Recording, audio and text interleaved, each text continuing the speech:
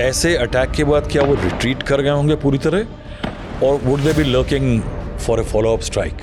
देखिए, follow up strike तो होगा, वो कहाँ पे होगा वो they have to decide that. वो हमारी एजेंसीज के लिए एक चैलेंज है टू फाइंड आउट कि क्या होने जा रहा है। At a place like this police ना होना, सिक्योरिटी फोर्सेस का ना होना, वो that is difficult to explain. क्या हो सकता है? क्यों? Complacence? That I can't say. Probability of a terror attack on innocent tourists कम हो जाता, chances. I think so. What can be the lapses B?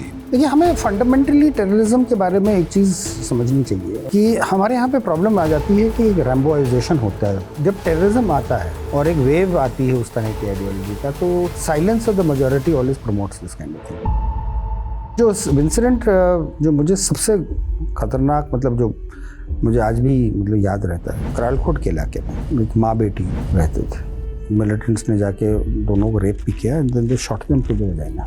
एक बीएसएफ का इंस्पेक्टर था, उसके ऊपर बॉम्ब बांध के, and he was resident of Bandipur, उसका नाम अकबर था, उसको बांध के उन्होंने उड़ा दिया था। मुझे याद है अभी भी कि कौवा उसका हाथ उठा के उड़ के जा रहा था, फिर वो कौवे के लिए शायद वो हाथ भारी पड़ा तो उसने dropped it very near me. एक टांग मिली थी, एक बाजू मिला था। डीआईजी राजौरी के ऑफिस में वो फ्रेम अभी भी लगा है, उस पर ये मार्क है कि ये इस डेट को यहाँ के डीआईजी के ऊपर हमला हुआ। यानी बाहर से उसने अंदर फायर किया था। So he knew even your office location and window. Window. That is how we arrived at the conclusion that it was probably an attack on me. Kashmir is a commitment for all IPS officers. It's not a job. Even Kashmiris are the victims of it. Not so innocent victims, but they are.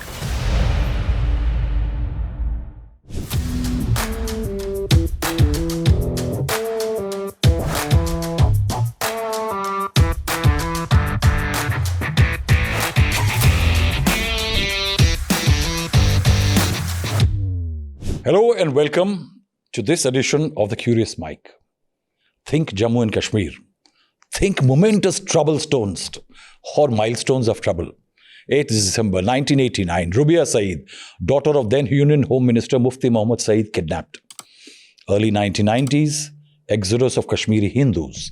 22nd August 2008. Following 2008 Kashmir unrest, hundreds of thousands of Muslims marched in Srinagar for independence, Azadi. June 2010, following killing of young Kashmiri Tufail Ahmed Mattu, protest demonstrations continue in Kashmir for months, 117 killed over a period.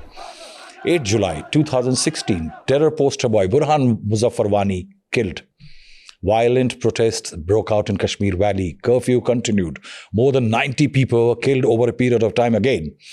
5th August 2019, the special status enjoyed by Jammu and Kashmir revoked. Most Indians watched with concern, horror, shock, and helplessness. These events, spread over several years, unfold in India's own crown, Kashmir. Today, I have a guest on the Curious Mike with me, Rahul Srivastav, who was there on ground zero. His familiarity with the terrain and complexities of Jammu and Kashmir is second to none. A lesser known fact is that in security circles, he is considered as an unsung hero of the 2008 Mumbai terror attacks, at a time when India had suffered perhaps one of the worst terror attacks against civilians. Let's welcome Shiv Murari Sahai. Welcome to Curious Mike. It's great to have you on the show. It's been pending for a very long time. I loved that entry of yours. You know, it reminded me of Ajay Devgan in several movies. And is it something you picked up in Kashmir that when you enter a room, there should be something to your walk that everybody gets a message that what kind of person they are going to deal with? Yeah, well, you don't build that as a what do you call it? You don't train yourself to do something like that. They train you for many things, but not for walking. No, you trained yourself like that. No, I didn't. See, we are meeting at a time when the first few pages of a newspaper and virtually all the headlines of television news channels are on one thing. That is the Pahalgam terror attack. You spent more than half of your life in Jammu and Kashmir. True. Is it true? What stands out as the most significant element about this Pahalgam attack? Its execution, timing, and intent. Pahalgam attack has obviously been a well thought out attack by Pakistan. Because what intelligence tells us is that it's an attack done by the Lashkar-e-Taiba, and Lashkar-e-Taiba is nothing but a what should I say, informal arm of the Pakistani ISI. तो ये तो वक्त के साथ सबको पता ही है कि because unlike the जैश ये तो बिल्कुल यूनिक ही है.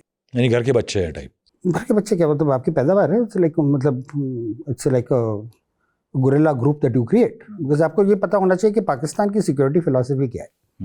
पाकिस्तान की सिक्योरिटी फिलॉसफी ये है कि वो या तो जो ग्रे जोन वॉरफेयर कहते हैं या एसिमेट्रिक वॉरफेयर कहते हैं उसको करेंगे. मतलब वो कोई रेगुलर वॉर में इंडल्ज करना पसंद नहीं करते. और उसके ऊपर ये है कि अगर आप उसमें आ गए तो फिर वो न्यूक्लियर थ्रेट हो जाएगा. अभी भी आपने वो 4 मिनिस्टर्स का इंटरव्यू अगर सुना है तो उन्होंने उस पर कहा कि सब हम तो तैयार हैं.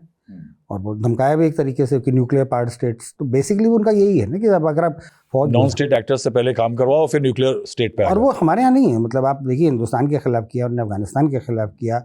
आप देखिए उनने जो स्पॉन्सर्स किए थे वो सेंट्रल एशिया में कुछ एलिमेंट उसका चाइना में भी था. तो इनकी ये फिलॉसफी रही. तो ये इसके मतलब ये है कि अब अगर आप टाइमिंग देखें और अपॉर्चुनिटी उनने जो इस्तेमाल की है वो यही है कि आपका टूरिस्ट सीजन आपने किया. फिर जिस तरह से उनने हिंदूज़ को आइडेंटिफाई किया वो की कोशिश रहेगी कि हमारे पूरे देश के अंदर कम्युनल डिसहार्मनी हो. तो उनकी कोशिश यही रही हो कि हिंदू मुस्लिम हो जाए. क्योंकि वो उनका ये रहता है कि सब अगर ये दरार पैदा हो जाए तो उनको रिक्रूट्स मिलेंगे. और वो सिर्फ कश्मीर में नहीं, वो उनकी कोशिश रहती है पूरे हिंदुस्तान में रिक्रूट मिल जाए उनको. तो वो क्रिएट करना चाहेंगे. यानी कोई सेंस ऑफ एलिनेशन क्रिएट करना चाहते हैं. Polarisation, alienation and recruiting. So exactly. तो वो सीक्वेंस में दैट एक वो हो गया. दूसरा है कि आपने कश्मीर को फिर एक तरीके से सुर्खियों में आप ले आए. और चौथी चीज़ ये है कि भाई वो जो भी 2019 के बाद आर्टिकल 370 के अमेंडमेंट के बाद जो भी वहाँ पे एक सिस्टम बन गया था तो उसमें ये एक सॉफ्ट टारगेट चुन के उनने उसको एक कोशिश करी दिखाने के लिए कि चीज़ें उतनी अच्छी नहीं है. The US Vice President Vance was there. Prime Minister was in Saudi Arabia. Does it hinge to this also? क्या इससे भी रिलेशनशिप है? The timing जो किया गया. क्योंकि अगर देखें तो जब भी कोई हाई प्रोफाइल फॉरेन डिग्नेटरी आता तो ये ज़रूर कोशिश करते हैं. अगर आपको याद हो कि जब छठी सिंह पूरा हुआ तो उस वक्त भी अमेरिकन प्रेसिडेंट आए हुए थे. बिल क्लिंटन साहब आए. Their attempt has always been to use this as an opportunity. We saw pictures and videos of Saudi fighter planes escorting the Prime Minister's aircraft into the Saudi airspace when he was coming in. Do you think all those must have caused usse kuch heartburn hua hoga? Is it also linked to something like that? देखिए पाकिस्तान मतलब has been facing international isolation for quite some time. क्योंकि दुनिया जो है वो आगे बढ़ गई. अगर आप देखें ग्लोबल लेवल पे भी टेररिज्म का उतना कोई अब ट्रैक्शन रहा नहीं है. लोग उससे आगे निकल चुके हैं. और गल्फ स्टेट्स में ये एक बहुत बड़ा इशू है क्योंकि एट वन लेवल मतलब इन सभी स्टेट्स के अंदर लोग हैं जिन्हें एक समय टेररिज्म का बेड़ा उठाया है. आप देखें जो उस पर अटैक हुआ था अमेरिका में ऑन वर्ल्ड ट्रेड सेंटर. तो 9/11 अटैक्स में भी आप देखिए तो उसमें पाकिस्तानी भी इन्वॉल्व थे, उसमें अरब्स भी इन्वॉल्व थे. तो एक वो उनको है ये प्रॉब्लम, इससे वो अलग होना चाहते हैं. और इसका एक बहुत बड़ा मैसेज है कि जो हमारे प्राइम मिनिस्टर का रिसेप्शन हुआ है तो और जिस तरह से उन्होंने उनको एक इज़्ज़त बख्शी है तो उससे ये ज़रूर घबराते हैं. क्योंकि इनका ये हमेशा रहा है, जो अगर आप देखें पाकिस्तान की हिस्ट्री में तो उन्होंने हमेशा एक इस्लामिक बॉम्ब की बात करी. यानी in case after this kind of attack if there is a communal divide between the majority and the minority that can create an audience in these nations like Arab nations जो हैं जो आज India के लिए दरवाजे खोल रहे हैं गल्फ कंट्रीज, वहाँ पे ये इम्पैक्ट करेगा. ये इनको समझ में आता है, वो ऑब्वियसली इम्पैक्ट थोड़ा बहुत तो करेगा ही. बट वो बेसिकली वो एक मतलब जिस तरह के लुम्पन एलिमेंट के बीच में ये चीज़ें होती हैं उनके स्टेट्स में भी ये समझदारी है. क्योंकि अब जैसे वो जो जिस तरह के एलिमेंट्स हैं इंडिया में उसी तरीके के एलिमेंट्स उनको भी तंग करते हैं. इट्स नॉट कि वहाँ पे सब कुछ है, वहाँ पे भी डिस्कॉर्ड बहुत है, वहाँ पे भी टेररिज्म के एक्शंस होते हैं, वहाँ पे भी प्रोटेस्ट काफ़ी होते हैं. अगर आपको मैं ले जाऊँ तो 1979 में मक्का का सीज हुआ था जिसमें मतलब किसी को अंदाज़ा नहीं कितने लोग मरे. कोई 1200 आदमी कहता है, कोई 2000 कहता है, मतलब एक्चुअली किसी को फिगर पता ही नहीं. और इंटरेस्टिंग चीज़ ये है कि जब सीज मक्का हुआ था तो एक 18 साल के लड़के जो उस कंस्ट्रक्शन कंपनी के मालिक का लड़का था वो उस पूरे तमाशे को देख रहा था. और फिर उसने आके, क्योंकि सीज मक्का में उनको निकालने के लिए फ्रेंच ट्रूप्स इस्तेमाल हुए थे, मगर उनको सऊदी आर्मी की वर्दी पहनाई गई थी। तो उसको इस बात की का बहुत बुरा लगा, तो वो गया था किंग ऑफ सऊदी अरेबिया से कहने के लिए कि साहब ये जितने वेस्टर्न पार्ट्स हैं इनको यहाँ से निकाल देना चाहिए। तो अब क्योंकि वो बिन लादेन कंपनी का बच्चा था, ओसामा बिन लादेन, तो उसको इस तरह से वो ट्रीट कर नहीं सकते थे। तो फिर उनने CIA से कहा, तो CIA वालों ने उसको अफगानिस्तान भेज दिया था। उस वक्त अफगानिस्तान में लड़ाई चल रही थी अगेंस्ट सोवियत फोर्सेस। तो उसमें फिर वो मतलब वो हार्डन्ड हो गया। फिर आपको पता ही है जिस दिन सोवियत वहाँ से निकले उसका अगला हमला किस पे हुआ। तो ये एक बड़ी अजीब सी डायनेमिक रही और वो प्रॉब्लम उनको अभी भी है। मैं नहीं कहूँगा कि अरब वर्ल्ड में वो थॉट प्रोसेस खत्म हो गया। The Home Minister at the all-party meet admitted that there were lapses. That was, I have seen rarely happening. What could these lapses be? And if you are sitting back in Delhi, but I know that just a couple of days back you were in Kashmir. देखिए, जब हम कश्मीर में थे तो उस वक्त मतलब ऐसा तो लग नहीं रहा था कि ऐसा कुछ होने जा रहा है। देखिए, 26 लोग टूरिस्ट मरते हैं तो ये तो हम नहीं कह सकते हैं कि कुछ नहीं हुआ। एक बहुत बड़ा हादसा हुआ है, इसकी मतलब ऑब्वियसली कुछ ना कुछ तो गड़बड़ हुई है। तो अगर हमारे गृह मंत्री ने ये बात कही है कि ये लैप्सेस हुए हैं तो कोई गलत बात तो। What can be the lapses be? देखिए, हमें फंडामेंटली टेररिज्म के बारे में एक चीज़ समझनी चाहिए, और जो मैं हमेशा अपने अफसरों से कहता रहा हूँ और मैं उस बात को दोहराऊंगा कि हमारे यहाँ पे प्रॉब्लम आ जाती है कि एक रैम्बोइजेशन होता है, ठीक है ना। तो मतलब हर एक आदमी ब्रवाडो दिखाना चाहता है। अब ये सब में देखेंगे सिक्योरिटी एस्टेब्लिशमेंट के जितने भी हिस्से हैं, मतलब फौज हो, पैरामिलिट्री हो, पुलिस हो, कुछ भी, सबका एक बड़ा ब्रवाडो, और आप लोग भी इसमें बड़ी मदद करते हैं उनको टीवी पे लगा के, फिर वो अपनी कहानियाँ सुनाते हैं। Super cop, which is a word I hate, I hope you know that. But ये कि रैम्बोइजेशन जो है वो अगर जो इंडिविजुअल है ना, ये कभी भी टेररिज्म को खत्म नहीं करता है। It's team. नहीं, इट्स अ सिस्टम। क्योंकि उस टेररिस्ट को बनाने में सबसे ज़्यादा जो चीज़ होती है वो उसका थॉट प्रोसेस होता है, उसका एक एनवायरनमेंट होता है, उसका एक इकोसिस्टम होता है जो उसको बनाता है। हमको उसको डिफीट करना है। जब तक वो इकोसिस्टम रहेगा, वो थॉट प्रोसेस रहेगा, मिलिटेंट बनते रहेंगे।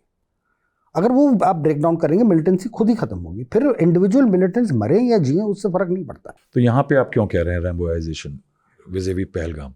Not only, it's not content. I'm not talking about Because see, हमको मोटा लैब्स जो दिख रहा है, यानी जो आम जनता बोल रही है, आई विटनेस अकाउंट, सर्वाइवर्स बोल रहे हैं कि वहाँ पुलिस प्रेजेंस नहीं थी, but that's boot on the ground, one visible element. मेरे आपसे मतलब जो मैं कहने की कोशिश कर रहा था वो यही था कि सब आप रैम्बोइजेशन इसलिए मैंने कहा क्योंकि क्या होता है कि जब ये बहुत ज़्यादा हमारे लोगों में ये आदत पड़ जाती है कि सब ऑपरेशनली और टैक्टिकली और इसके पीछे पड़े, उसके पीछे जो ये इसका इकोसिस्टम होता है ना, उसको डिफीट करने की कोशिश कम हो जाती है। जब वो होता है तो फिर इस तरह की सिचुएशंस बन जाती है। मेरा कहने की कोशिश ये थी कि बेसिकली लैब्स जो है वो आपका एक कॉम्प्रिहेंसिवली आपको स्टडी करना पड़ेगा कि कहाँ पर गड़बड़ है।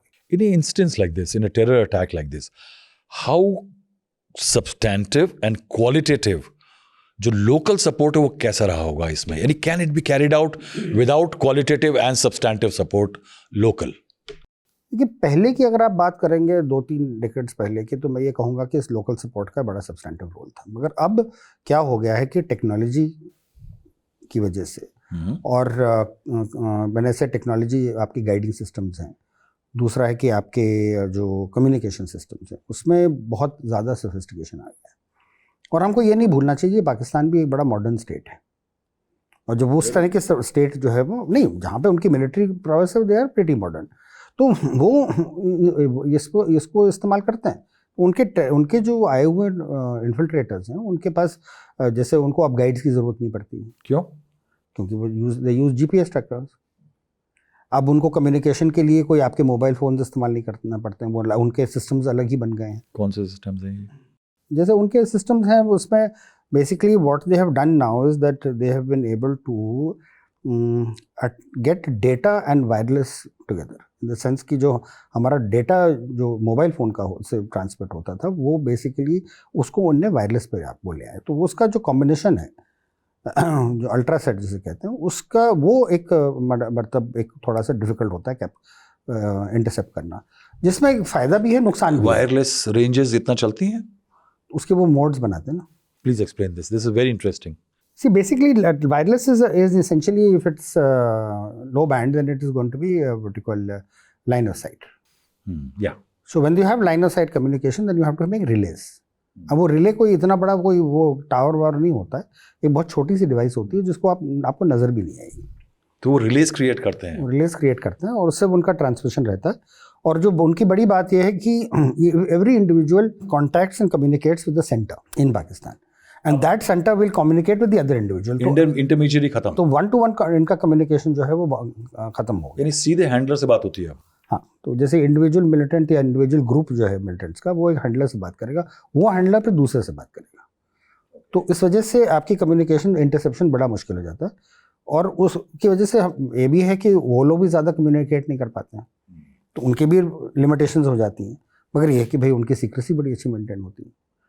तीसरी चीज़ जो देखने में आ रही थी वो ये था कि जैसे वो जंगल से बाहर नहीं निकलते हैं तो ये चूज़ देयर अटैक, क्योंकि जो इनकी फ़िलॉसफी पहले थी, जैसे अब आप दिन में 10 इंसिडेंट करिए, 20 इंसिडेंट करिए, माहौल उस तरह का दिखाइए, वो अब उनने छोड़ दिया है. अब उनका ये है कि इंटरवल्स में एक ड्रामेटिक स्ट्राइक करिए और फिर विड्रॉ करिए.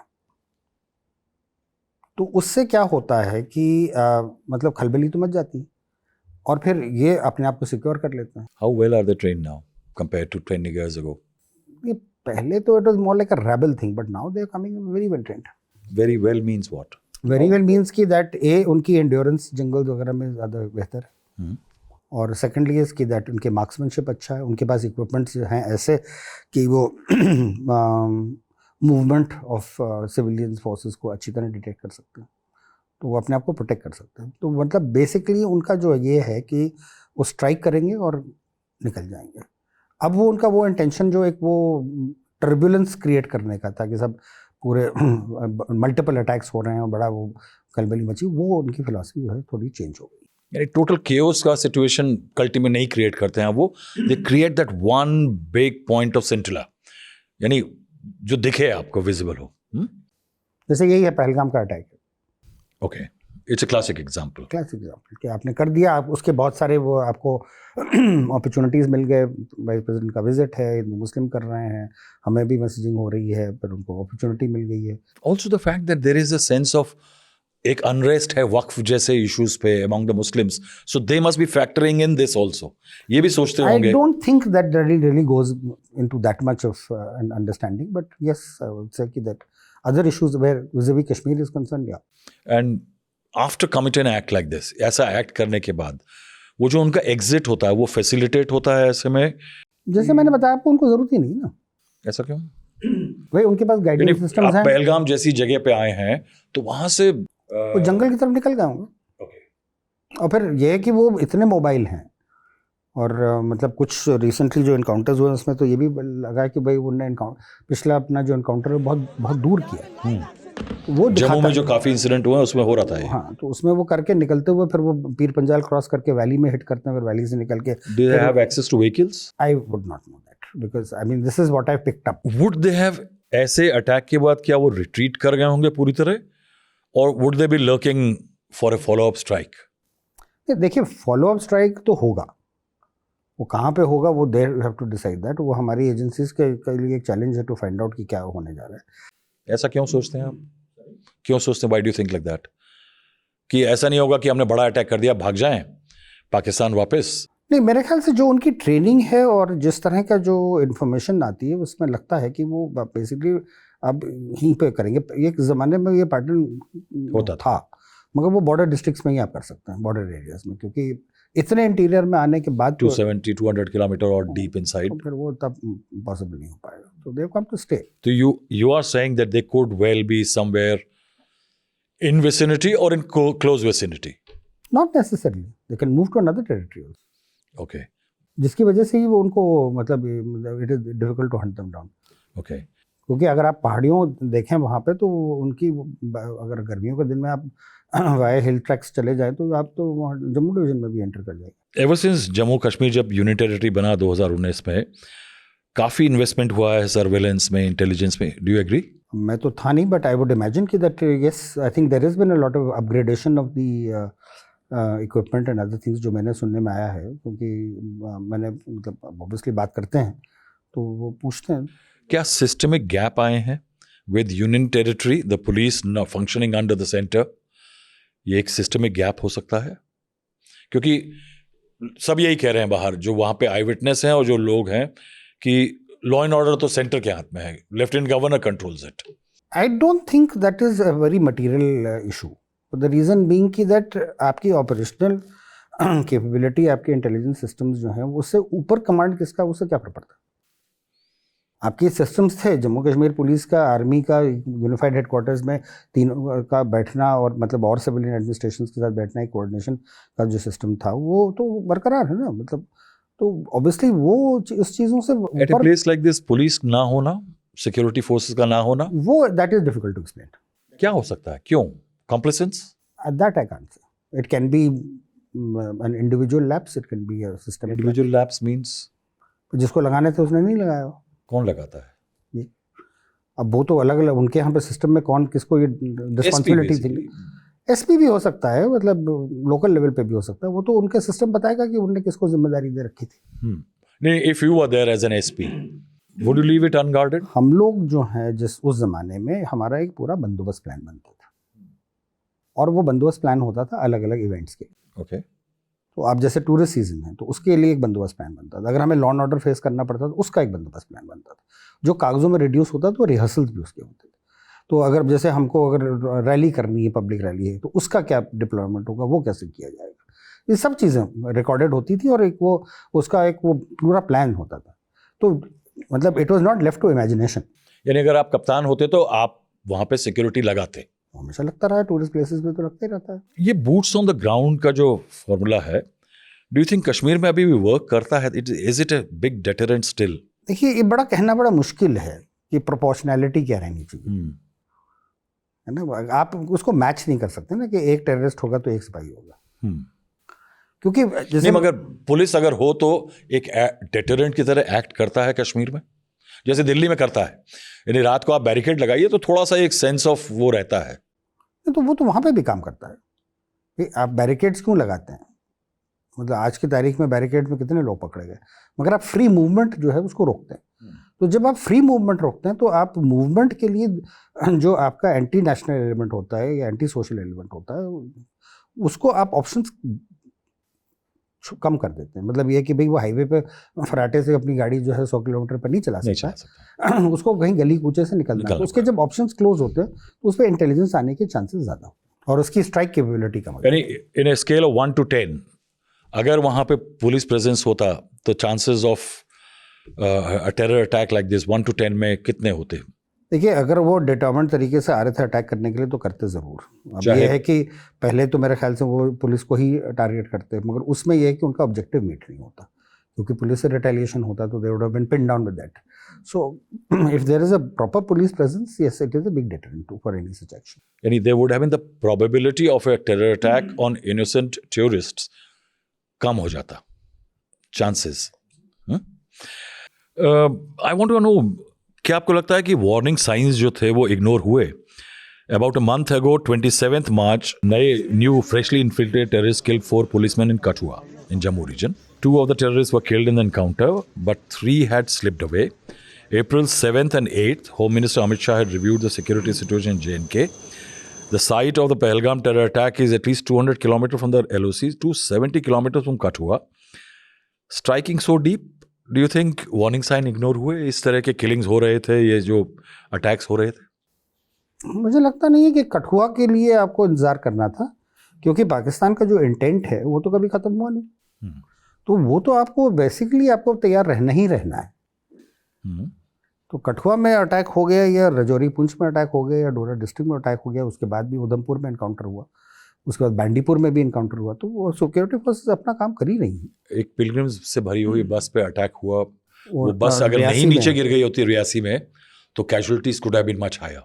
मतलब it is not a warning sign, it's a known fact, ये अटेम्प्ट्स रहेंगे। Okay, that's what I said ना, कि आपके सिस्टम्स जो हैं वो should be in place to be able to counter. No, ये warning sign in terms of shift from secure attacks on security forces to outsiders, to people who were tourists and others. That is a bit of a surprise actually, if you ask me, कि that tourists के ऊपर बहुत सालों से कोई attack नहीं होता था। इस साल उन्होंने जो टोरस के ऊपर स्ट्राइक किया है, that is a bit of a surprise. I will not doubt that, but that does not explain why they should not have been deployment. Okay. Pakistan factor. How much do you see the stamp of Pakistan? Somebody who's been there, done it. Stamp, when you say the word stamp, आप क्या कहना चाह रहे हैं? Stamp मतलब, is it its handiwork? हाँ, so it's not a stamp. It is their doing. Yeah. मतलब stamping होती है कि जब आप किसी और का प्रोडक्ट के ऊपर अपना ब्रांड लगाते हैं, ये नहीं है, ये उन्हीं का प्रोडक्ट है। किस तरह से? जैसे मैंने पहले ही कहा आपसे कि ये काम जो है वो लश्कर का किया हुआ है। लश्कर is nothing but an informal arm of the Pakistan है, सही।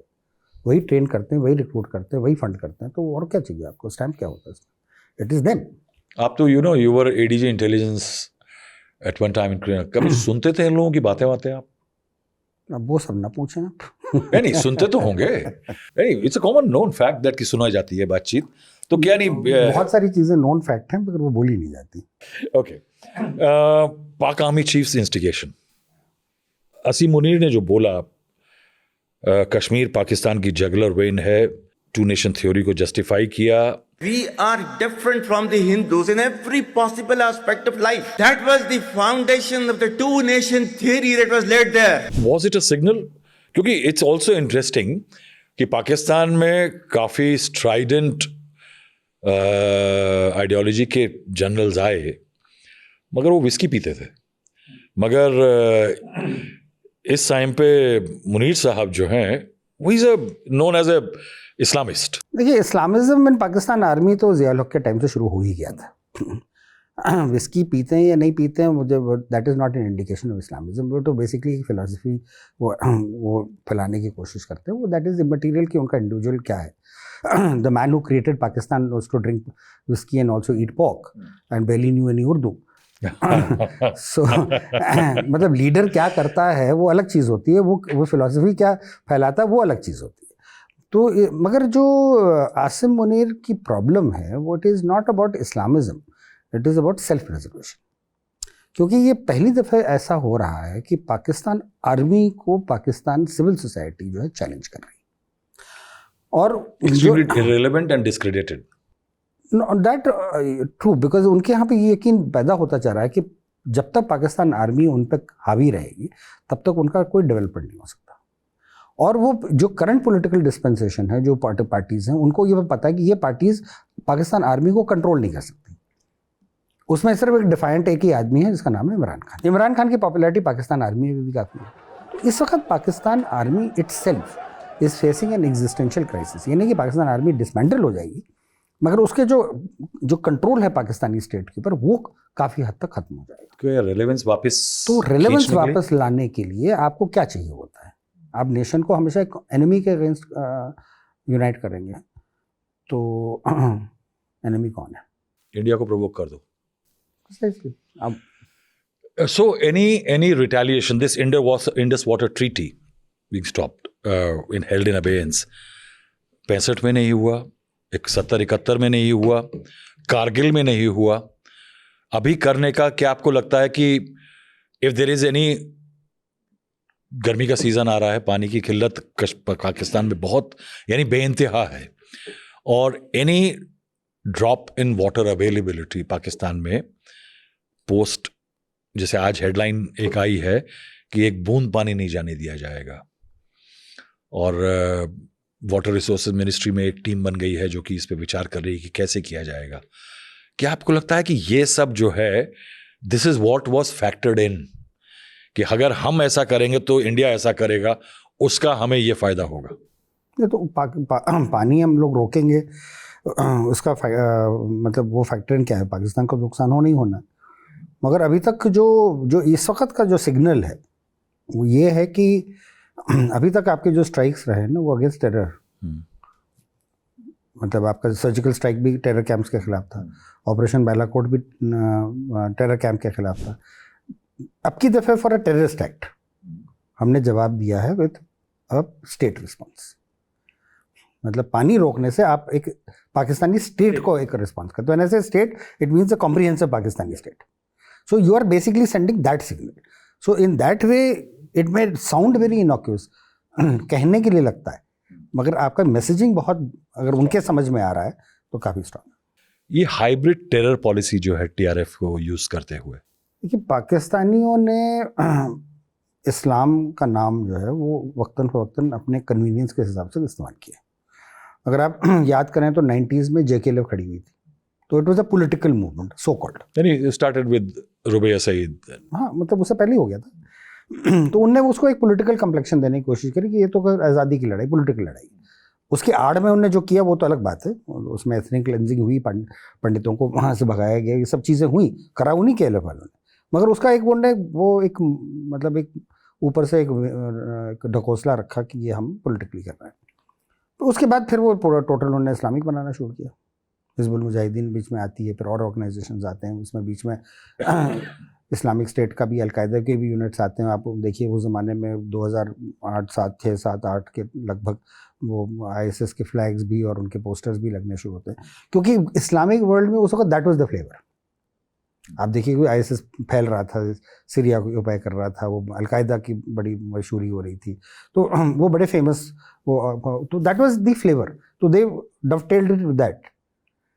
अब वो सब तो खत्म हो गया है। वो कह रहे हैं कि पाकिस्तान को बदनाम करने के लिए लोग ये सब करते हैं। वो ज़रूरत क्या है, तो ऐसे काफ़ी बदनाम है। और फिर वो हमारे यहाँ नहीं, मतलब पूरी दुनिया में कर चुके हैं ना। मतलब आपको we don't have to quote examples from India, done it everywhere, so where is the question of that. 5 अगस्त 2019 आपने जागरण में एक इंटरव्यू दिया था कि आतंकवाद के मुद्दे पे आपने कहा था कि केंद्र में भाजपा की सरकार के आने के बाद बड़े पैमाने पे आतंकवाद वो काबू हो चुका है, पर धारा 370 की समाप्ति के बाद अब आतंकवाद पर पूरी तरह अंकुश लग जाएगा। जी, you were more hopeful then. I am hopeful even now. देखिए ये एक बड़ी लंबी लड़ाई है और इसमें ये बीच में इंसिडेंट्स होंगे, मगर हमको उसकी सिचुएशन को की टोटलिटी में देखना है। तो अब एक इंसिडेंट के ऊपर अगर हम ये सोचें, क्योंकि मुझे याद है ये डायलॉग एक दफ़े हो चुका था जब मैंने IG Kashmir took over as IG Kashmir in 2006, क्योंकि उसके पहले 21 मई का दिन था, आज़ाद साहब की रैली होने को थी और उस रैली के ऊपर फिदाइन अटैक हो गया श्रीनगर में। आज़ाद साहब रैली में नहीं पहुंचे और इस वजह से, क्योंकि वो डायबिटिक हैं और वो आम खाते हैं, तो उनकी बेगम ने कहा कि साहब आप आम खा लीजिए, क्योंकि आप बड़ी लंबे अरसे तक बगैर किसी उसके होंगे, तो वो आम खाने के लिए बैठ गए। तो उस 10 ही मिनट के वक्फे में ही ये अटैक हो गया। तो हमारे जो प्रीडिसेसर वहाँ पे थे मिस्टर राजेंद्र कुमार, वो ज़ख्मी हुए और उसमें मुझे लगा दिया गया। तो मुझे याद है कि ये सवाल उस वक्त ही पूछा गया था और मुझे याद है कि उस ज़माने के नेशनल सिक्योरिटी एडवाइज़र ने भी मुझसे ये सवाल पूछा था, क्या कि आप ये सिचुएशन कंट्रोल कर पाएंगे कि नहीं। मैंने कहा कि अगर आप टोटलिटी में सिचुएशन देखिए तो उस समय भी मिलिटेंसी में डिक्लाइन हो रहा था, may be not very rapid, मगर हो रहा था। तो मैंने कहा एक इंसिडेंट से ये परसेप्शन ज़रूर लगता है, मगर आप ये एक ही इंसिडेंट है ना, आप इसकी टोटलिटी में देखिए तो सिचुएशन इंप्रूव कर ही रही है। मैं कश्मीर पे बाद में आऊंगा। मैं ये अनसंग हीरो ऑफ 26/11, ये क्या कहानी है? I have known you but I didn't know about it.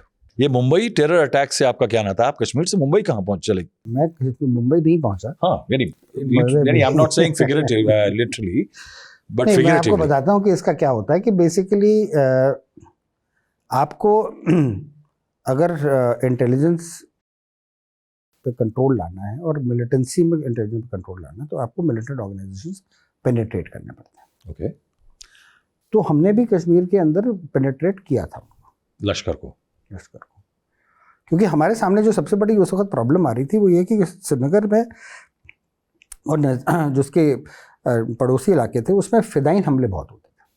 Okay, अब हमको पता था कि फिदाइन हमला जो है तैयार किया जाता, पाकिस्तान में बॉर्डर क्रॉस करता, फिर हमारे पास आता। अब जब वो अटैक कर देता तो फिर हमें 36 घंटे, 94 घंटे, 24 घंटे, 16 घंटे, मतलब एक ड्रामा चलता है।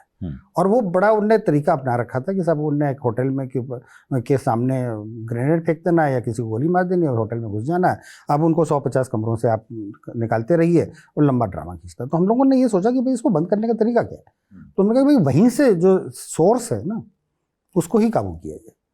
उस चक्कर में हम लोगों ने फिर वो पूरा सिस्टम क्रिएट किया। ये 26/11 के बाद था कि पहले था? पहले था। ओके। तो क्या हुआ कि उन लोगों ने उस ज़माने में सिम्स मांगे थे और ये कहा था कि हमको रियासत से बाहर के सिम्स चाहिए। तो जब वो हुआ तो हमको ये लगा कि साहब अगर ये रियासत के बाहर के सिम्स मांग रहे हैं तो इसका मतलब अटैक जो है वो रेस्ट ऑफ द कंट्री में आएगा, कश्मीर में नहीं है। कश्मीर में नहीं है। तो उस पर फिर हमने उनको वार्निंग की थी कि ये आएगा। That was the input that we give. और अगर आपको याद हो तो अटैक जब शुरू हुआ था तो उस वक्त ये गैंग वॉर लग रहा था।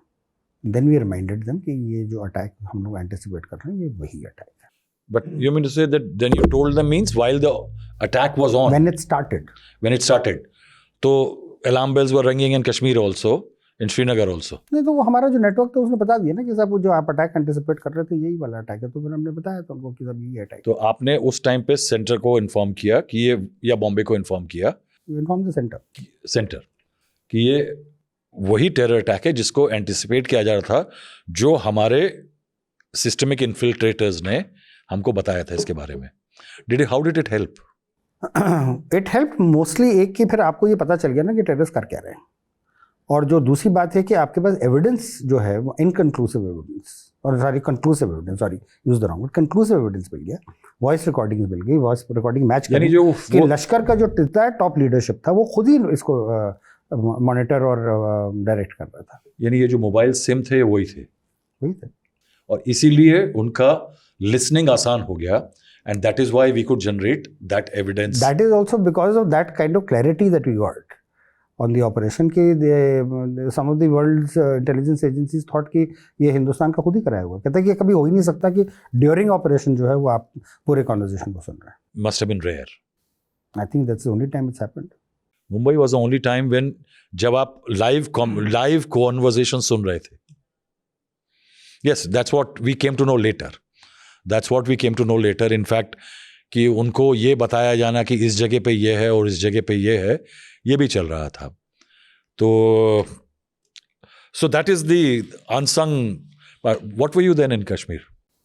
आई would think I was at that time IG crime and वो एटीएस टाइप हम लोगों ने खोला था, उसके का हेड कर रहा था। Now let's come back to you going to Kashmir. यानी आपका जो पारी शुरुआत होती है, you went to Kashmir, Jammu and Kashmir in 1988. 88, हाँ। You were 25 years old. Your friends told you कि आप जम्मू कश्मीर जा रहे हो यार, हम हनीमून पे घूमने आएंगे, ऐसे ही कुछ बोला। फिर आया कोई? क्यों? क्योंकि जब तक हमारे यहाँ पे 2 फेज़ ट्रेनिंग होती है ना, तो फर्स्ट फेज़ के मतलब ख़त्म होने के बाद, जैसे 87 में हम लोगों ने ज्वाइन किया, तो उसके बाद हमारी वो बेसिक ट्रेनिंग हुई मसूरी में, फिर हम लोग गए वहाँ पे हैदराबाद। उसके बाद कुछ महीनों की ट्रेनिंग के बाद हमको फील्ड ट्रेनिंग में भेजा जाता है। तो ये कहानी जो है वो फील्ड ट्रेनिंग तक तो ठीक रही। जब हम फील्ड ट्रेनिंग के लिए गए तो पूरा रवैया ही बदल गया, तो the whole situation had change. क्यों? Terror strikes had already started in Kashmir, and then plus वहाँ पे वो जो मैस एजिटेशन हुआ, आपने जिक्र किया 2008 का, मगर उससे ज़्यादा खतरनाक जो है वो 90s में वहाँ पे जुलूस निकलते थे। तो उस वक्त मतलब it was, I mean that is a phase, I think the worst phase of what. यानी आपका पहला जोर का झटका कैसे लगा वहां पे कश्मीर पहुंचा? That you know that reality bursting in your face कब था? जोर का झटका मुझे लगा था एज अ प्रोबेशनर ओनली, मैं जब डोडा डिस्ट्रिक्ट में था। अच्छा। उस जमाने में वो फ्लेवर ऑफ द सीजन जिसे कहा जाए वो शबीर शाह होते थे। अच्छा, ओ। तो वो नारे लगते थे शबीर शाह, शहनशाह, लोग सड़क पे। थोड़ा सा व्यूअर्स के लिए बता दीजिए शबीर शाह कौन थे? शबीर शाह वाज जो इनिशियल मतलब जो रेजिस्टेंस लीडर्स कहेंगे या सेपरेटिस्ट लीडर्स थे, तो वो उनमें से थे।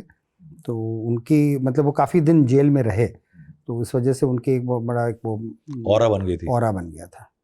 तो वो उनके लिए मतलब ज़्यादातर उनके लिए ही वो निकलता था नारा वगैरह। क्या नारा था ये? शबीर शाह शहनशाह। Okay, and why was it bad? यानी आप कह रहे हैं कि जोर का झटका लग गया था, तो पहला झटका क्या था? वो तब हम लोग गए थे वहाँ पे बेसिकली ट्रेनिंग डोडा डिस्ट्रिक्ट में, तो वहाँ पे फिर वही ये है कि पब्लिक प्रोटेस्ट शुरू हो गए। फिर मुझे याद है कि भद्रवाह किश्तवाड़ के अंदर वो ब्लास्ट शुरू हो गए कई केसेस में, तो मैं भी रेड करने गया था घरों के ऊपर, तो वो ऑलरेडी फ्लेवर शुरू हो गया था। फिर I remember when I was doing my training as an SHO in Batot, जिस दिन मैं गया था एक चोरी की गाड़ी की इन्वेस्टिगेशन करने के लिए श्रीनगर। तो जब मैं पहुंचा वहाँ पे तो वहाँ कोई मुझे मिले ही नहीं। तो पता चला कि वो सेंट्रल टेलीग्राफ ऑफिस में ब्लास्ट हो गया है, और एक मिठाई की दुकान थी उसमें ब्लास्ट हो गया है, वो 2-3 जगह ब्लास्ट हो गया था।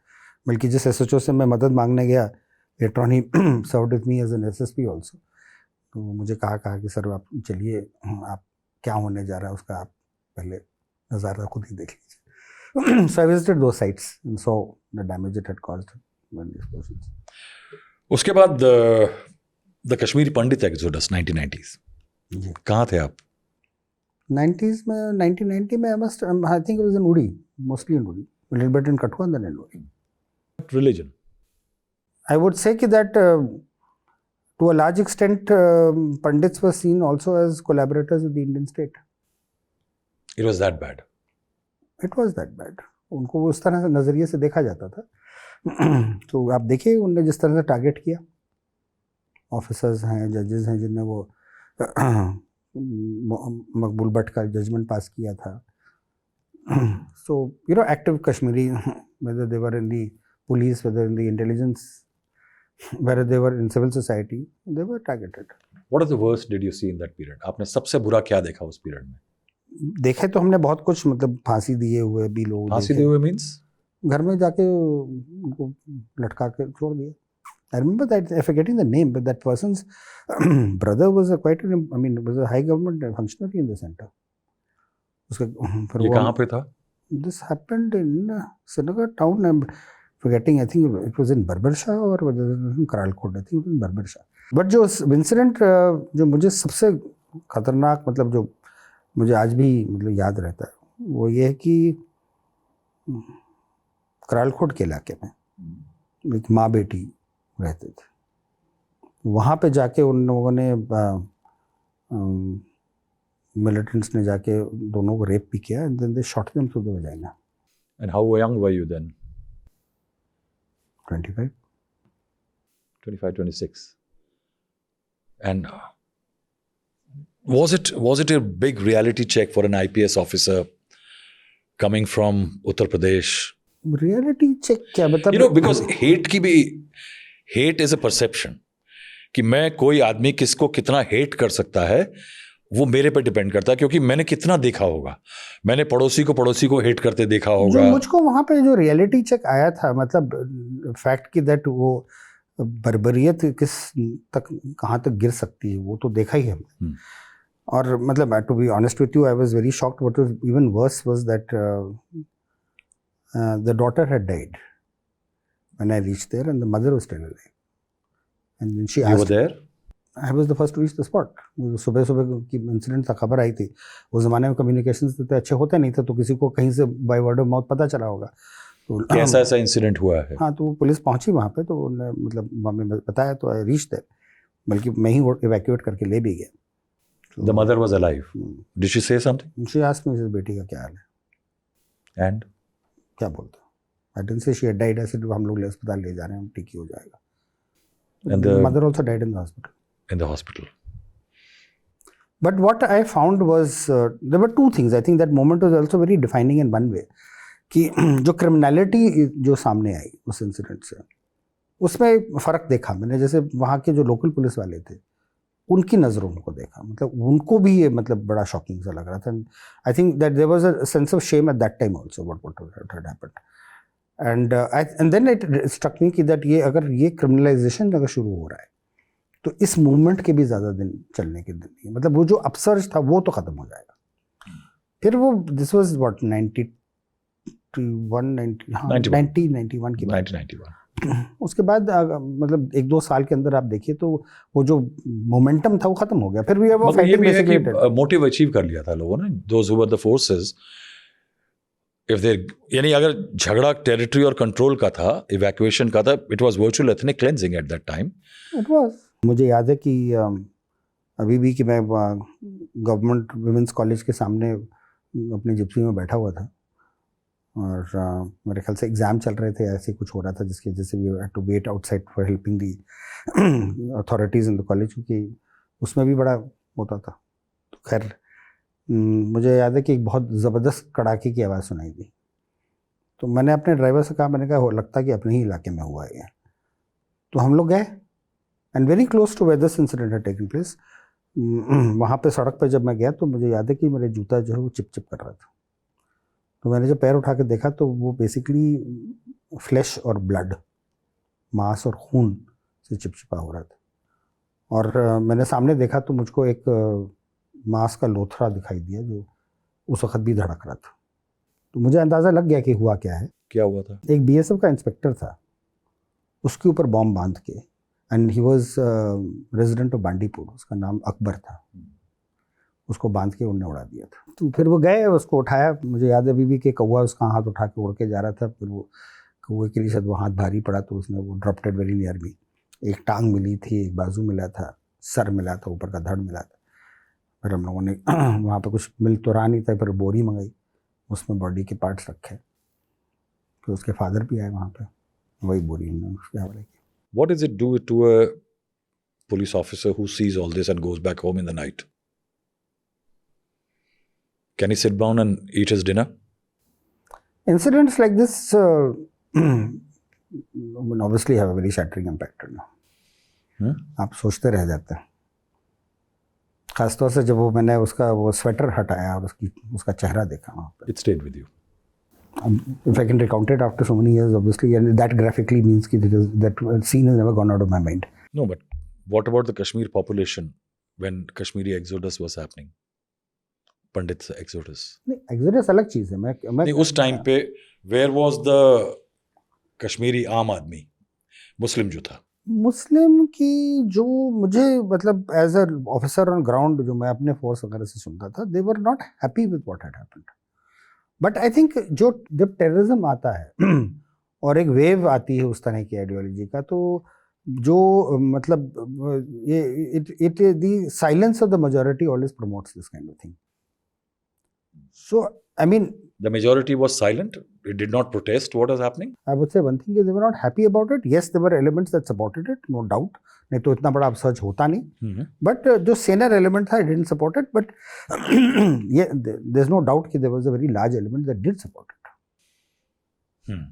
But you see कि इसमें प्रॉब्लम क्या होती है कि जो एक लार्ज माइनॉरिटी भी अगर है तो वो मेजॉरिटी को इसमें ड्राउन आउट कर देती है। अच्छा, आपने इतनी लंबी जीवन बिताया कश्मीर में, इतने सारे टेक्टोनिक इवेंट हुए आपके उसमें, तो यानी there is a sense of curiosity always कि now that you are superannuated and you are doing whole lot of social work, कभी एंगर में गोली वोली चलाई? नहीं, बल्कि मैंने तो बहुत you are yet another senior cop after KPS Gill जो कह रहा है कि मैंने गुस्से में कभी गोली चलाई नहीं, ट्रेनिंग वेनिंग में चलाई है। देखिए, गुस्से में चलाई हुई गोली जो है हमेशा बड़ी महंगी पड़ती है, आपको भी और जिसके ऊपर चलाते हैं उसको भी, इसलिए वो तो नहीं करना चाहिए। And I think in leadership you fail if you are let your emotions get the better of you. तो वहाँ पे आपको वो स्टैंड अप टारगेट थोड़ी होता है कि जिस पे आप गोली मर्जी से चलाए। वो तो आप खुद भी बड़े डरे से होते हैं, तो गोली की आवाज़ होती है ना, दिल तो एक दफ़े ज़रूर दहलता है। हमले हुए, यानी कश्मीर में सीनियर ऑफिसर पे हमले ना हो, हमले तो कुछ याद है आपको? कई दफ़े हुए। I remember SP when I was in Srinagar town, उस वक्त भी पिस्टल से लेके मतलब कभी कभी दाग दिए जाते। पिस्टल से मतलब मैंने थोड़ा सा, यानी I am trying to get into your life, यानी how a life of a police officer in, मतलब हम लोग जब लॉ एंड ऑर्डर वगैरह सिचुएशन भी करने जाते थे, मुझे याद है अभी भी, मैं लाल चौक में खड़ा हुआ था, वहाँ पे वो दुकानदारों के साथ कुछ बातचीत चल रही थी, तो अचानक मेरे जो एएसआई था, उसका यह नाम अभी याद है मुझे, सिद्दीक, उसने मुझे पीछे से पकड़ा और पीछे झटका, और जैसे ही मैं मतलब पीछे हटा तो जहाँ मैं खड़ा था उसके सामने से गोली निकल गई। तो that is my first memorable when the attack took place. उसके बाद तो कहीं हुआ, but the most targeted attack that took place on me was in Rajouri when I was DIG Rajouri. Okay, वहाँ क्या हुआ? वहाँ पे शायद जाड़े के दिन थे, विंटर टाइम था, तो हम लोग हमारा कॉम्प्लेक्स था जो घर और ऑफिस से सामने बहुत सारे ऑफिसेज हैं राजौरी में, और बीच में वो पार्क होता था, तो वहीं पे थे हम लोग। निकलने के जा रहे थे तो कोई मिलने के लिए आ गया आपसे। अच्छा, उसने कहा कि यानी पुलिस वाला ही था कि? एक पुलिस वाला था, एक सिविलियन था। अच्छा, कुछ काम था उनको, काम के कार्ड डिस्कशन तो खैर वो हो नहीं पाया, तो उन्होंने कहा कि सब आपसे बात करनी थी, तो मैंने कहा ऑफिस चली रहे तो चलिए, वो तो टहलते हुए निकल ही जाते। कहते नहीं, अब आई गए तो यहीं बैठ के बात कर लेते। तो मैंने कुर्सी डलवाई, बैठ गए अपनी गार्डन में, लॉन में।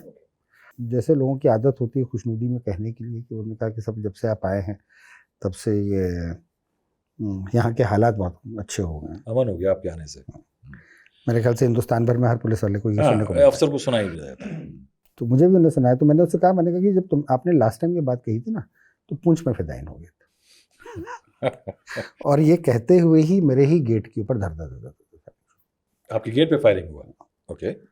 अब मैं मतलब परेशान कि हुआ क्या। मुझे पहले तो लगा कि किसी की मैगजीन जो है वो मिसफायर हो गई होगी। तो मेरा ड्राइवर था, वो जो गेट के अंदर वो थोड़ी सी जगह रह जाती है ना, उसमें उसका नज़र पड़ी, तो मेरे 2 PSOs जो थे उनको गोली लग गई थी। तो obviously it was an attack. ऐसा कैसे? वो बाहर थे? मैं इंतजार कर रहा था, तो एस्कॉर्ट्स हमारी लोग बाहर खड़ी होती थी। तो वो 2 लड़के जो हैं वो मेरे साथ ही जाते थे गाड़ी में। जब मैं बैठ गया तो वो भी धूप की वजह से वहाँ से निकल के बाहर चले गए। जो Pakistani militant who had come. अच्छा, आपके लिए वेट कर रहा था। तो यानी but he was wearing army uniform. वहाँ पे आर्मी की मूवमेंट काफ़ी होती थी।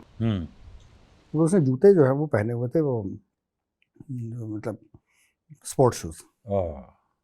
तो उस पर सिपाही को शक हुआ। आपके PSO को शक हुआ? तो उसने कहा तुम कौन हो? तो जैसे ही उसने पूछा तो उसने उठा के फायर किया। तो दोनों को मार दिया? Shot them through the head. खैर वो हम लोग फिर निकल के आए, उसको चेस किया, मतलब चेस करके वो वहाँ गोली चला के। नहीं, मगर आप बिना वेपन के चेस किया, वेपन लेके चेस किया? उस वक्त तो मैंने वेपन हाथ में ले लिया था। अच्छा, फिर चेस किया, फिर मतलब ही रैन फ्रॉम देयर। ये जो फिदाइन आप पे अटैक किया जिसने आपके PSO को मारा, क्योंकि वो तो एक क्लोज सा कॉम्प्लेक्स है, तो वो भाग गया वहां से कि आप लोगों ने पीछा किया? उसके बाद कुछ निकल गया था। तो उसके बाद हम लोगों ने ऑफिस टू ऑफिस जो है वो उसकी सर्चेस शुरू की। तो पहले तो चीफ इंजीनियर के ऑफिस में गए। हाँ, वहाँ पे इंजीनियर्स का वगैरह के ऑफिस है राइट साइड में। पहले तो उसको सर्च किया रूम टू रूम, फिर उसको बंद कर दिया। फिर मैं अपने ऑफिस में गया, उसके बगल में वो था। तो फिर वो मैंने ऑफिस में घुसने के बजाय मैं छत पे चला गया। ओके। तो हुआ क्या था कि मेरा जो ड्राइवर था उसने, जब वो लड़कों को इवैक्यूएट कर रहा था, उसने 2-3 लड़के मेरे एस्कॉर्ट के अपने साथ बैठा लिए। उसने कहा कि साहब अगर ये भागेगा तो इसके भागने के लिए एक रास्ता यही है पीछे की तरफ। तो वहाँ पे किसी मकान के ऊपर, छत के ऊपर उसने वो लड़के बैठा दिया। एंड ये मतलब it is happening very fast.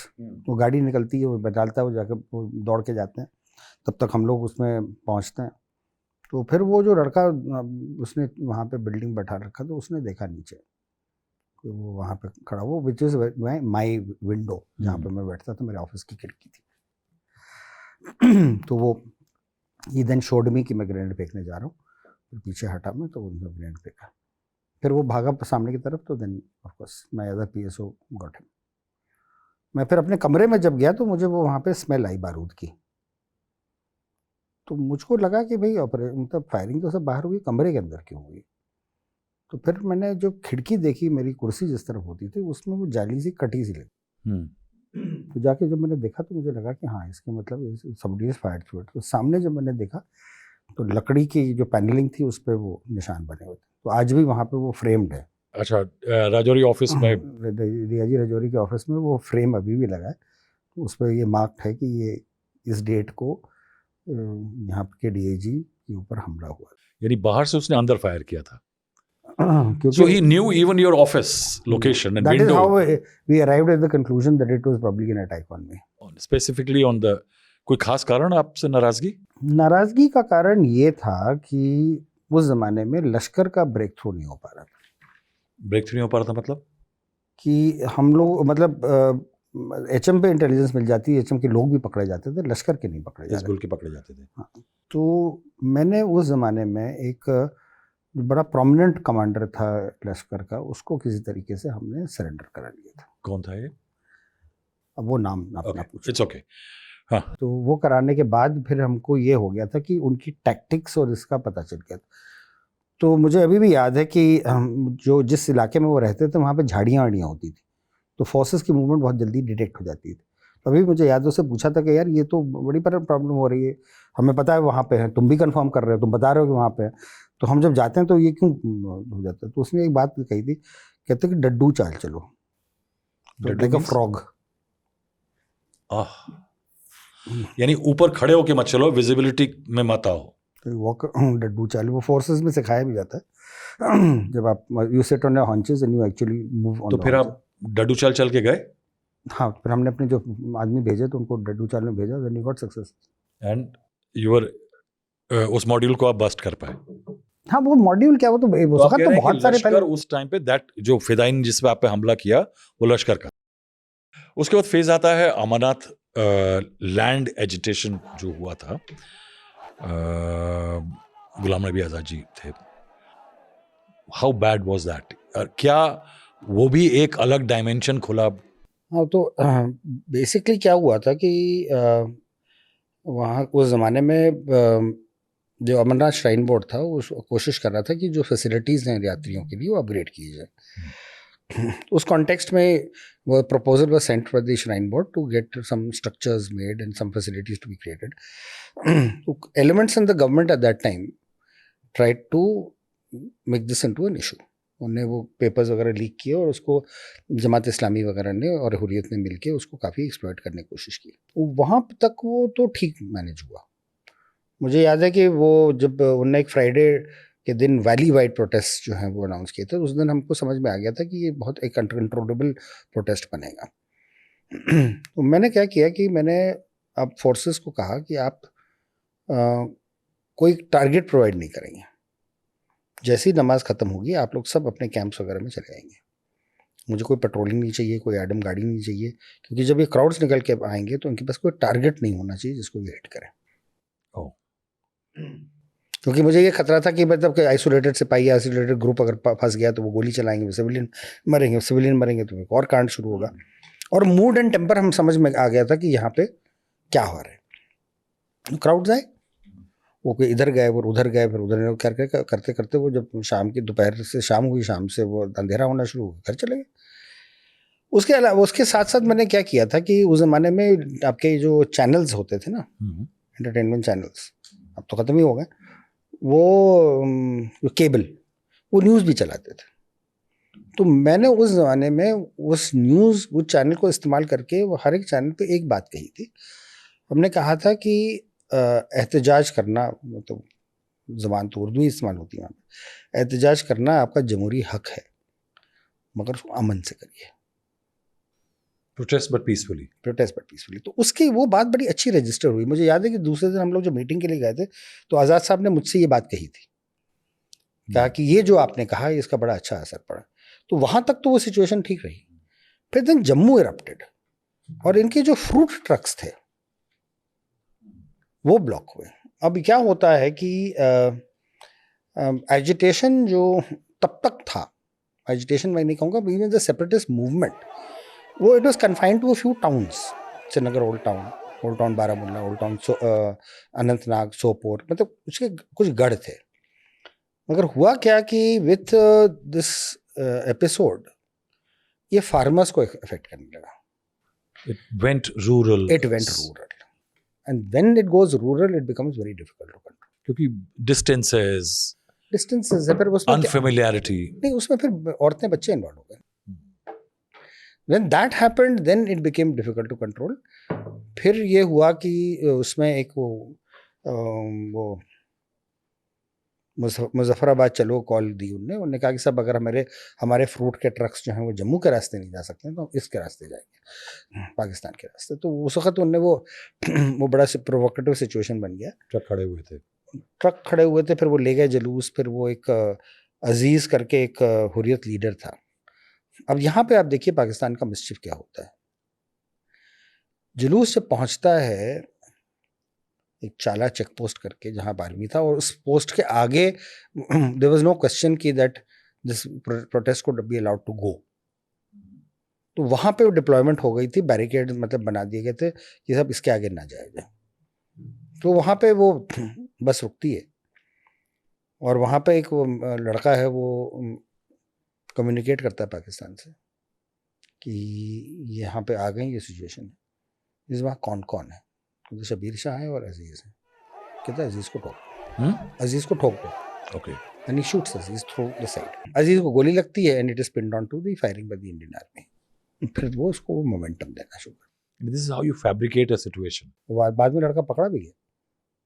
Postmortem report अगर अजीज की आप देखिए तो एंट्री वुंड जो है वो साइड से और एग्जिट वुंड भी साइड से। जो सामने से आर्मी अगर फायर कर रही है तो उसको सीधे सीधे रखना चाहिए, साइड से तो लगेगी नहीं। वो फैब्रिकेट किया सिचुएशन, उस पर उन्होंने उनका मोमेंटम बनाया। खैर वो फिर हम लोगों ने वही पॉलिसी अपनाई कि क्राउड्स को कन्फ्रंट मत करके इनका हवा निकलने दो। And that period, PDP withdrew support to Ghulam Nabi Azad. PDP withdrew support to Ghulam Nabi Azad. फिर एक वो बड़ा इंटरेस्टिंग एपिसोड होता है कि That became a political thing then. नहीं, that was different, this was being played out differently. पर उसमें एक और बड़ा इंटरेस्टिंग एस्पेक्ट ये आता है कि जिस दिन ये लोग यूएन चलो की कॉल देते हैं, वो पूरा वो गैदर होता है श्रीनगर में, उस दिन हम लोगों ने क्या किया कि इनको हमने टीआरसी ग्राउंड में इजाज़त दे दी कि सब आप यहाँ पे रैली कर लीजिए। मगर हमने फिर सईद अली शाह गिलानी को कहलवाया थ्रू द एडमिनिस्ट्रेशन कि अगर कुछ गड़बड़ होती है तो जिम्मेदारी आपकी होगी, क्योंकि हमारी कोशिश ये थी कि ये जो फर्वर है ना ये किसी तरीके से पीटर आउट हो, Steam release हो जाए। अब क्या हुआ कि उस रैली के अंदर सैयद अली शाह गिलानी ने क्राउड से ये पूछा कि आपका लीडर कौन है। उन्होंने कहा आप। यासीन मलिक और मीरवाइज को जब बैठे हुए तो वहां पे वो बात उनको अच्छी नहीं लगी। और जो अगली रैली होती है ईदगाह में, जिसके लोगों ने कहा कि 5 लाख आदमी खड़ा हो गया, मगर कहते हैं। हाँ, मगर वो मुझे देखिए ईदगाह के टोटल ग्राउंड जो है उसमें आप 80,000 आदमी तक गैदर कर सकते हैं। ठोस भी गए तो ठोस का तो होता नहीं है, तो इसलिए 1,80,000 ग्राउंड और निकाल के मतलब 70,000 आदमी मुश्किल से आएगा। My calculation was it is around 50,000 people, जो कश्मीर के लिए भी बहुत है। उसमें क्या होता है कि नमाज अदा होने के बाद जैसे ही मतलब कौन आई थिंक गिलानी ही खड़े होते हैं स्पीच देने के लिए कि वहाँ पे वो माइक वाइक छीन छान के डिस्ट्रप्शन होता है, और फिर और सब हुर्रियत लीडर जो हैं वो भागते हैं अपनी अपनी गाड़ियों में बैठ के, और वो सब वहाँ से रैली से निकलने की कोशिश करते हैं, और वो पूरा क्राउड जो है वो परेशान होता है कि हुआ क्या। और मुझे अभी भी याद है कि यही मशहूर शबीर शाह जो हैं वो किसी की जिप्सी के पीछे लटक के वहाँ मैदान से भागते हैं। शबीर शाह किसी की जीप में पीछे लटक के भागते हैं। तो ये तमाशा होता है। सबको लगता है। शांति हो गई थी। You were called back from central deputation in 2010. Well, actually, it was not a deputation. I was attached to the RC's office in Delhi. No, that's not a different thing. हाँ, ठीक है। मैं I'll come back to that point कि हटाए क्यों गए थे आप? यानी आपने किन आकाओं को नाराज कर दिया था? देखिए, मैंने तो वक्तन फवक्तन हर एक आका को नाराज कर रखा हूँ, मगर ये कि क्योंकि मेरे ख्याल से आपकी एक अपनी सोच होती। हुआ क्या था कि शोपियां में 2009 में 2 लड़कियां जो हैं वो डूब के मरी, आसे और नीलूफर। और क्या हुआ कि जब वो डेड बॉडीज़ गई हैं हॉस्पिटल में, तो उस वक्त वहाँ पे जो लेडी डॉक्टर थी और डॉक्टर्स थे, उनका पता नहीं क्या कनेक्शन था। मुझे जो हमारी बाद में इंफॉर्मेशन आई थी कि this was a plan by the Jamaat to see कि वो किस तरह से ऑर्केस्ट्रेट कर सकते हैं एक public agitation. So they wanted to use this as an opportunity. और ये लेडी डॉक्टर ने आके बाहर क्राउड को ये बताया कि दैट ये लड़की रेप हुई है, और वर्ड शी यूज्ड वाज कि हर हाइमन इज इन टैटर्स। अब इतना सा छोटा फ्लैश का पीस टैटर में कैसे हो सकता है वो यही बता सकते हैं। बाद में सीबीआई की इन्वेस्टिगेशन में ये प्रूव हुआ कि she was not raped, because जब बॉडीज एक्सह्यूम हुई तो it was proved that she was still a virgin in that time. But वो जो होता है कि फिर उसके बाद वो बड़ा एजिटेशन होता है, उसके बाद ये किया जाता है कि सब कि एसपी और DYSP और SHO और ये इंक्वायरी ऑफिसर जो इन्वेस्टिगेटिंग ऑफिसर है, इनने एविडेंस सप्रेस कर दिया, इन्हें एविडेंस डिस्ट्रॉय कर दिया, तो उनको डिस्ट्रक्शन ऑफ एविडेंस में अरेस्ट कर लिया। हमने उस पर ये प्रोटेस्ट किया कि जब ये लड़कियां ड्राउनिंग से ही मरी तो आप मर्डर कौन सा, रेप कौन सा हुआ, फिर ये एविडेंस कौन सा सप्रेस हुआ, क्योंकि क्राइम तो आप प्रूव कर नहीं पा रहे। But why did the doctor do that? Motivated था? नहीं, they were wanting to use that episode to see. Jamaat might be wanting to use it, मगर एक डॉक्टर मोटिवेट हो गया था। मोटिवेशन में क्या रखा हुआ? मैंने lady doctor. Is that what the Kashmir story is? That suddenly you don't know कहाँ से सरप्राइज आएगा किस चीज में? Exactly. Is it so uncertain for a police officer? It is. फिर वो केस हम लोगों ने जाके लड़ा सुप्रीम कोर्ट तक।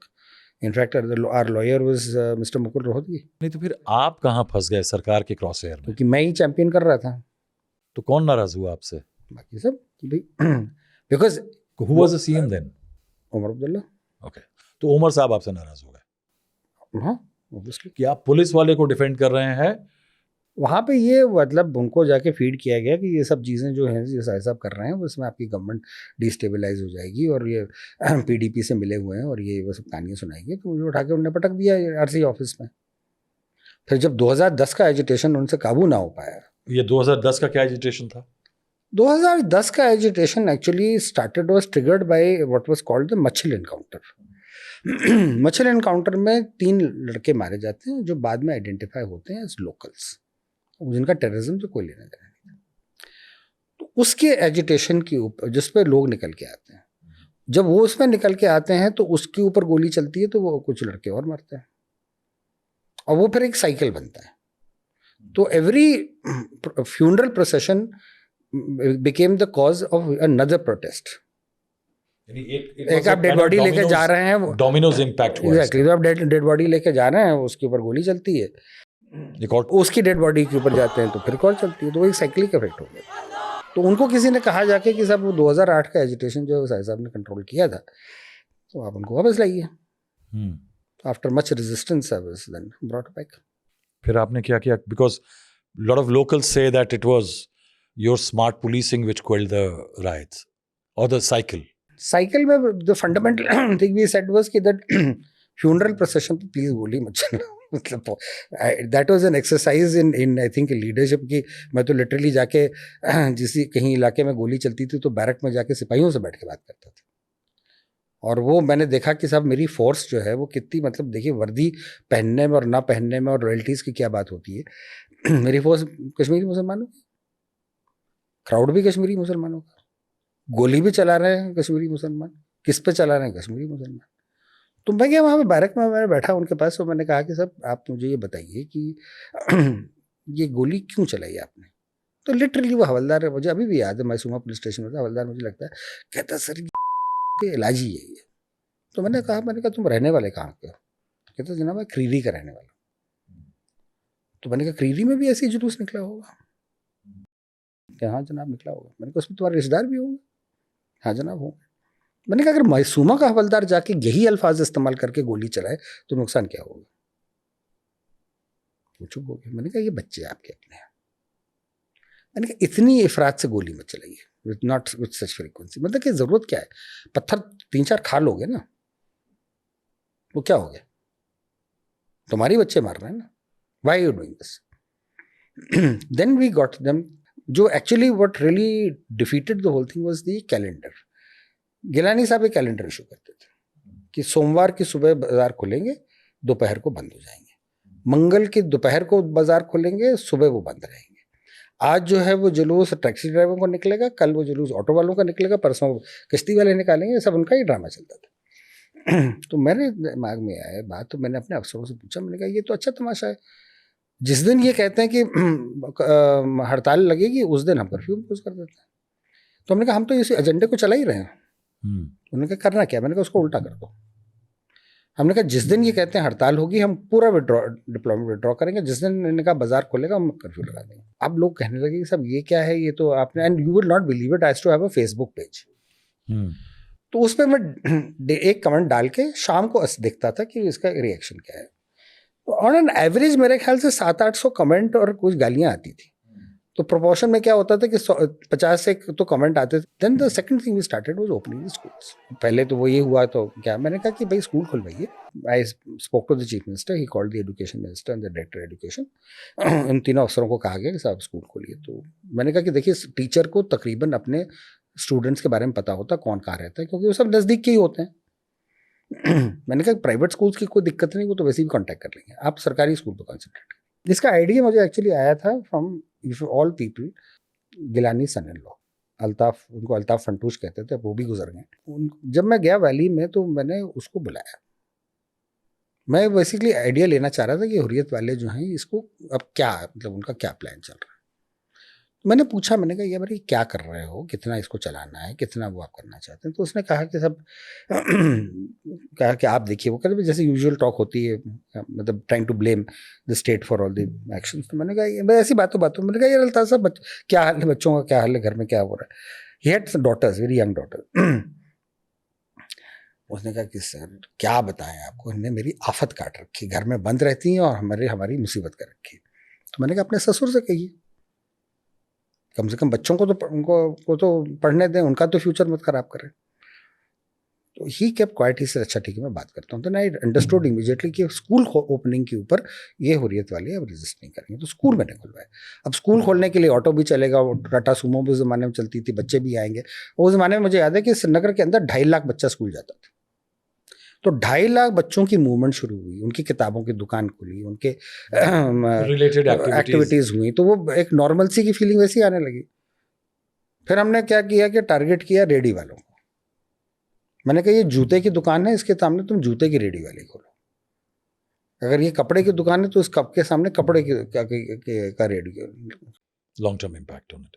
Then another very interesting phase in your life was February 2013 when Afzal hanging took place, Afzal Guru. तो कैसे बीते वो कुछ दिन? वो तो मैं क्या और पॉडकास्ट में भी डिफाइन कर चुका हूँ।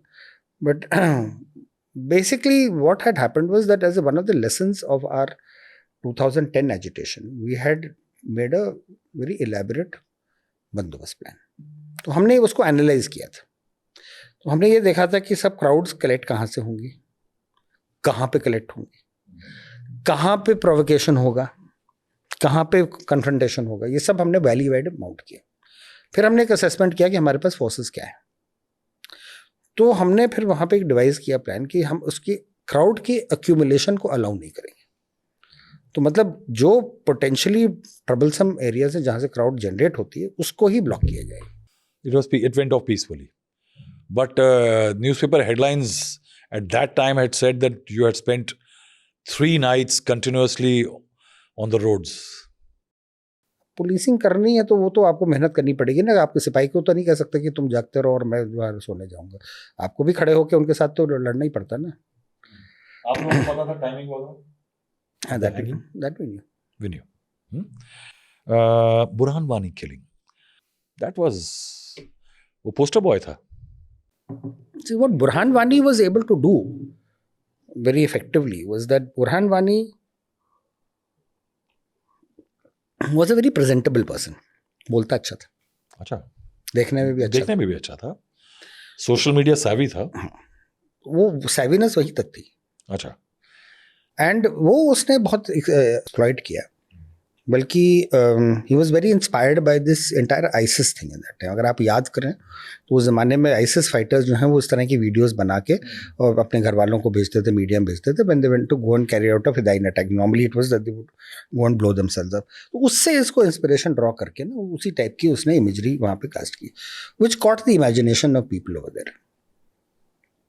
तो एक सेक्शन में जो जिसका ये मतलब जो सेपरेटिस्ट यूथ वगैरह था उसमें उसको ये काफ़ी मिल गया। तो he became like a kind of hero over there. So जब उसकी किलिंग हुई तो obviously there was a more than unusual upsurge. When the protests started, there was another issue with the chief minister saying that the orders didn't come from her, or she was not aware of it. Mehbooba Mufti said कि वो aware नहीं थी। हाँ, वो उनने कहा ज़रूर था और वो प्रेस कॉन्फ्रेंस में मैंने कहा था कि all important events are reported to the chief minister. But I mean seriously, do you think Burhan Wani will get killed in chief minister not no? If we trace all this that you have said, one point which I always want to make, ये जो हम हिंदू मुसलमान का एक perception Kashmir में आता है, is the situation as bad? आम Kashmiri Nagrik, is there that great sense of alienation from India, or Hindus? I mean, to be honest with you, while I worked there, मुझे मेरी फोर्स ने या लोगों ने कभी इस बात का एहसास नहीं दिलाया कि मैं हिंदू। मगर ये मैं कहूँ कि सेंटिमेंट नहीं था या इसकी बात की मतलब रेडिकलाइजेशन का एक असर नहीं था, that also will be wrong. But how does the Jammu and Kashmir police save itself? वो कैसे इंसुलेट करती है? जैसे मैं आपको how big is the force JNK police? JNK police today must be close to 100,000 people. 1 lakh. SPO वगैरह सब मिला के For that size of a state, 1 lakh is quite a substantive police. It is a substantive police. लेकिन उसमें कितने % मुस्लिम होंगे? 70%. 70%. So isn't that despite separatism, despite terror, उसके बावजूद the successes against terror and relative law and order and peaceful time, don't you think are owed to the Jammu and Kashmir police? Yes, I think so. That देखिए, it's not only about Jammu Kashmir police. I would say this about any police force in this country. जो marked difference होता है ना, वो वही लाते हैं. Will you say in this situation post Pahalgam कि देश के लोगों का गुस्सा इस समय पाकिस्तान की तरफ टारगेट होना चाहिए, कश्मीर की तरफ नहीं? Because this is a time when the Kashmiri is truly ashamed. उसको वाकई में इसमें इस बात का अफसोस भी है और शर्म ज़्यादा है. Do you think it's a moment to reduce the alienation? Yes, it's a time when you can reduce alienation. The government actually can go in and government the system. I think more than the government, it is the people of India who need to actually rationalize their thought and work out in it. हमारे यहाँ partition भी हुआ था, गर्मकोर खराबी भी हुआ था, बहुत सारी चीज़ें हुई थी. तो हम लोगों ने we what on with our lives. I think अगर हमको इसको रिजॉल्व करना ही है, बहुत अच्छा अपॉर्चुनिटी है जो सेंटिमेंट आज कश्मीरी ने दिखाया. One interesting positive of what has transpired over the last few years, good policing and others, that Kashmiri youth जो है वो एक थोड़े अलग mindset से आ रहा है. You have got examples like Shah Faisal. No, that is true, but let me give you an incident which जब 2010 का एजिटेशन हो गया तो हमने ये सोचा कि अब हमें जो इसकी प्रॉब्लम की मेन स्टे है, क्योंकि मतलब अकल किसी की भी हो, मोटिवेशन किसी का, वो करना तो यूथ नहीं था. ठीक है ना. तो हमने कहा कि सब इन्हीं को टारगेट किया जाए, पहले इन्हीं को एंगेज किया जाए. तो यूथ को एंगेज करने के लिए I remember my first effort went to in Baramulla. मैं वहाँ का क्योंकि SSP रह चुका था, तो लोगों ने मुझसे कहा कि आप यहाँ पे रह चुके हैं तो आपका रिलेटिव गुडविल और कनेक्शन है, तो आप यहीं से शुरू करिए. तो खैर मैं गया, और मैं गया ओल्ड टाउन बारामूला में, जहाँ पे ये सब पत्थरबाज ज़्यादा कॉन्सेंट्रेटेड थे. उनको मैंने बुलाया और करीब 200-250 लड़का आया वहाँ पे. तो मैंने उनसे बात करी. मैंने कहा कि भाई ये रास्ता आपने जो पकड़ रखा है ये आपके लिए आगे के लिए ठीक नहीं है. तो उनकी वही बातें, नौकरी नहीं है, ये नहीं है, वो नहीं है, सताए जाते हैं, फोर्स करते हैं, उनका यूजुअल होता है.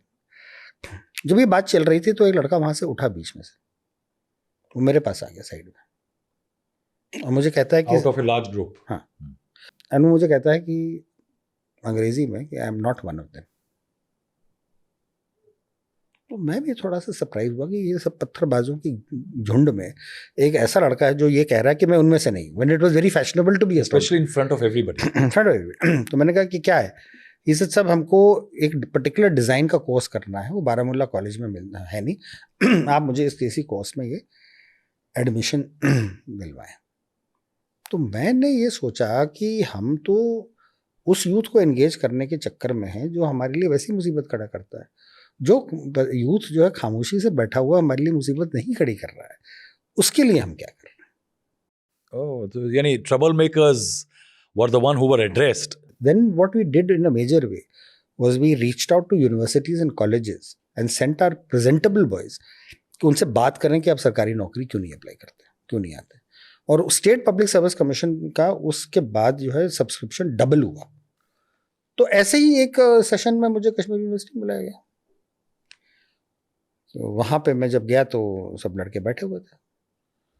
तो मुझे 45 मिनट करीब उनने जो है वो सिक्योरिटी फोर्सेस की बुराई की, पुलिस की बुराई करी. ये करते हैं, वो जोन करते हैं, उनको आई कार्ड नहीं पढ़ना आता है, ये हर जगह रोकते हैं. सब सुनने के बाद मैंने कहा कि आप असल में यहाँ पे इसलिए बैठे हैं क्योंकि आप मेरे जैसा बनना चाहते हैं, एग्ज़ाम देने आप आए, एक ब्यूरोक्रेट बनना चाहते हैं, IPS में आना चाहते हैं, IAS में आना चाहते हैं, तो ये बातें क्यों कर रहे हैं. मैंने कहा अगर आपकी तसल्ली हो गई हो तो अब हम वो बातें करते हैं जिससे आपको एग्जाम पास करने में फ़ायदा होगा. तो फिर मैंने आगे जाके उनको 1.25 घंटा वहाँ पे वो बताया एग्जाम देने का टेक्निक्स क्या है, किस चीज़ से पढ़ना चाहिए, कंसंट्रेशन क्या होता है, ये वगैरह। उस क्राउड में शाह फैसल भी बैठे हुए थे। So interesting, fascinating, really. And he became. He topped the IAS next day. Kashmir is a very kind of for masses में सेक्सी टॉपिक भी है. फिल्में बनती हैं, यानी एक कश्मीर फाइल्स बनी. You agree with that movie? I have not seen it. अब वो एक और फिल्म है उसके बारे में, क्या कश्मीर के पास बहुत सारी, अभी तो एक फिल्म बनी थी ग्राउंड जीरो, हम गए थे देखने। अभी ग्राउंड जीरो कब देख के आए आप? मैं गया था, उसके प्रीमियर में श्रीनगर में ही था 18 तारीख को। अच्छा, तो कैसी लगी आपको? It's a good film. They try to very honestly show what the kind of work that BSF did in that time. So after how many years were you there in Kashmir? 30 years. After having spent 30 years in that complex, violence-ridden, troubled zone, in your next lifetime, would you ever like to be a police officer in Kashmir? पहले तो ये पूछ ली, do I believe in the next lifetime or not? No. But नहीं, ये जो गुजर गई है बड़ी अच्छी थी. अब आगे देखते हैं. Should it be part of police officers' ambitions, IPS officers, to go to Kashmir? Because that's one challenge. To be honest with you, it's a personal choice that officers have to make to confront the situation. मैं हमेशा, मेरे junior officers आते थे, जो खासतौर से नए officers आते थे, तो मैं उनसे ये पूछता था कि मैंने कहा कि तुम कश्मीर में रहोगे कि डेपुटेशन पे भागोगे? मैंने तो पूछते थे ये सवाल क्या है. मैंने कहा अगर कश्मीर में रहोगे तो तुम्हारी ट्रेनिंग और तुम्हें समझाने का तरीका और है, और तुम अगर डेपुटेशन में भागना चाहते हो तो फिर उसकी समझदारी और ट्रेनिंग अलग किस्म की होती है. आप मुझे फैसला करके मुझे बता दीजिए. ऑब्वियसली वो उन्हें क्या कहना था, मगर ये बात है कि I wanted to make it clear to them कि Kashmir is a commitment for all IPS officers. It's not a job. आप वहाँ जाके नौकरी नहीं कर सकते, आप वहाँ पे एक मिशन के तौर पे जाते हैं. You know, when we started the interview, I thought that, there might be a lot of action interview. But, at the end of it, what I find that to be in Kashmir as a police officer, having worked at cutting edge positions, you don't need to be a Rambo. You don't need to be a super cop. You don't need to go guns blazing. You need to have more tact and actually a push for peace. And it has to be more, you have to be more tactful. I'm glad you say that, because one of the things is has to always tell the entire security establishment.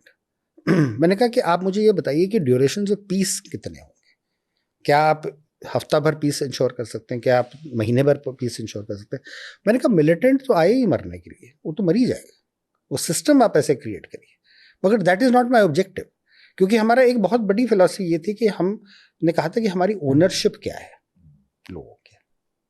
I understand. I now get the whole thing that when a police officer goes to Kashmir, he should not go with the intent of bullet in his mind, but peace in his head.